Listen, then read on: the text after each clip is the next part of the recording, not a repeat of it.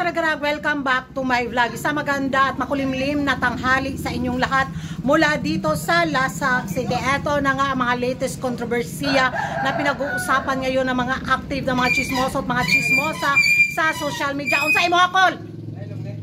Kuhanra ka ng GSM o Tanduay Select.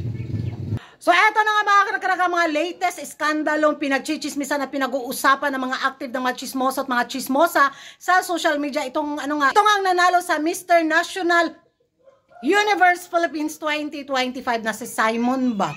Na grabe yung mga basher niya. Uy, pinutakti talaga ang organisasyon. Bakit daw ito yung nakasungkit sa titulo?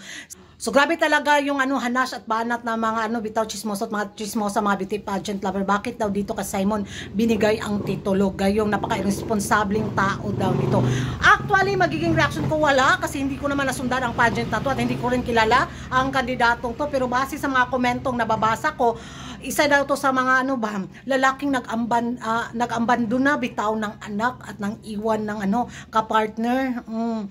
So, sabi nila hindi daw niya deserve yung corona, yung titulo bitaw na at maging representante ng Pilipinas dahil napaka-irresponsable ng isang lalaki na mang-iwan ng anak at ng isang partner, yung ina ng kanyang anak.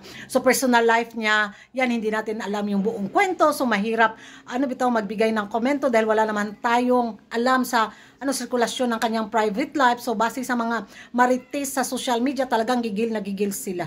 Ano daw meron ito? Ang gaslaw pa daw kumilos sa kanyang performance. So base din sa kanyang sagot na nangupya lang daw ng tagline kay Pia Words Back. So kung hindi nyo pa napanood, ito yung naging sagot niya. Watch this. Simon, as an influencer with over 13 million followers, how do you keep your energy high and your feet on the ground? Sa Tagalog, bilang isang influencer na may mahigit 13 milyong tagasunod, paano mo pinapatili ang iyong sigla habang nananatiling mapagkumbaba? Thank you for that question. I feel absolutely incredible right now. First of all, I want to say it's all because of God. Because of God, I got this courage to have passion, to have purpose, and to have energy. I am known on social media as Mr. Energy because I love what I do. I love making people happy, and I will always stay humble, stay unique, and stay true to myself, just being the best version of myself. And that is why I am unique, and that is why I am confidently beautiful with the heart. Thank you. So yan ang mga karagkarag, narinig at napakinggan ninyo ang sagot ni Simon kung bakit niya nasungkit ang titulo. Magiging reaction ko, amot lang galore.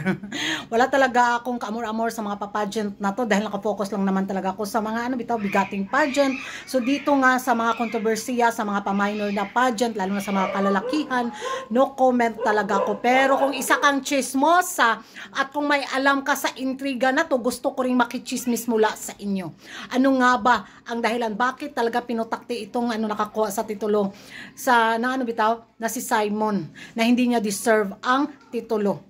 Comment down below kung may alam kayo sa chika na to dahil gusto ko talagang makimaritis din sa inyo. Thank you for watching at kung hindi ka pa nakapag-subscribe sa YouTube channel ko, don't forget to like and subscribe Kuragan Karag and hit the notification bell para update kayo sa mga latest kaganapan sa mundo ng beauty pageant. And thank you for watching. See you in my next vlog. Bye bye!